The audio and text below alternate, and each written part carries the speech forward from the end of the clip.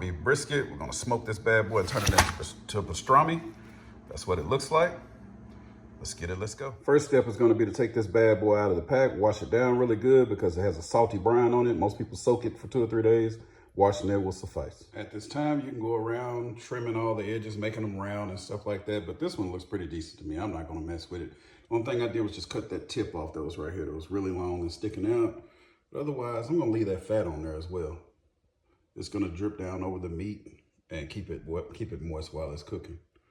Anyway, it's looking pretty good. You can shave some of those thin sides off, but I'm not gonna have it toward the heat, so I'm gonna leave my meat just the way it is. It's kind of small already, so I don't wanna trim it down too small.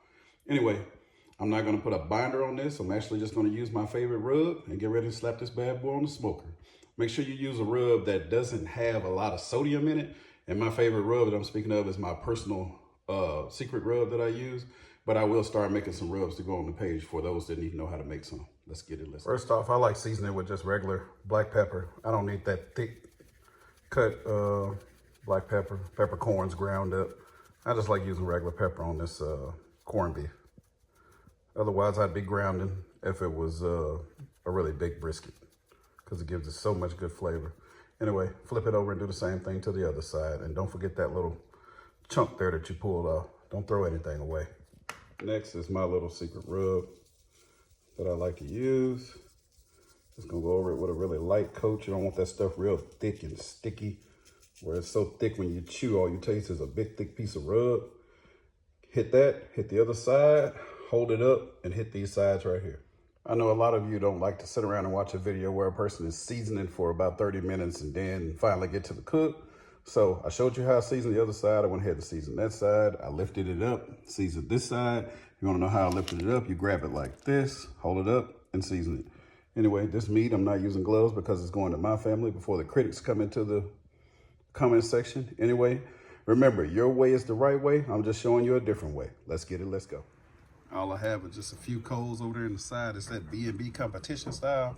So it gets pretty hot. And I'm just gonna stack a little bit of pecan wood on top. There's our good old pecan wood. Everything's offset. That's all you're gonna need for this cook. All right, so what we're gonna do is let that burn off really good. Let the wood smoke, get all that dirty smoke out of there, which when it's really cloudy like what you're seeing right now, let that cloud get thin. We're gonna scrape the inside of this grill and stuff while it's hot. And then we're gonna start our cook after we get done cleaning the grates and spray. All right, now we got this old grill about as clean as it's gonna get. Now let's go out and go grab our meat. That smoke is clearing up. As you can see, we got a really good smoke in there. Brisket is sitting over here. I got the fat side down on it for right now. Fire is over there. It's all good. That's where I've been seasoning when you see all that little stuff over there. Onions and dried onions and lemon pepper I put on my fire. Anyway, it's been 1 hour and you see we're smoking right here slightly past 300. Let's see what we got going in here. All right, corned beef is looking pretty good. Normally I spritz with apple juice, but since this is such a small cook, just gonna pour some apple juice on it.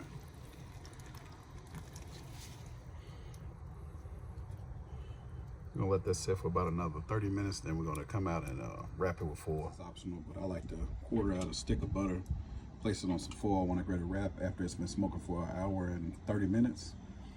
And you can also add red pepper if you want to, but this is just for me. I like that sweet and salty taste on mine. Anyway, let's grab that corned beef out of there and throw it on this foil. This is what your meat is looking like after 1 hour and 30 minutes. And we're gonna snatch it up and throw it on right on top of that brown sugar and butter. You can just do red pepper and butter if you want to. It's gonna make it super tender and juicy.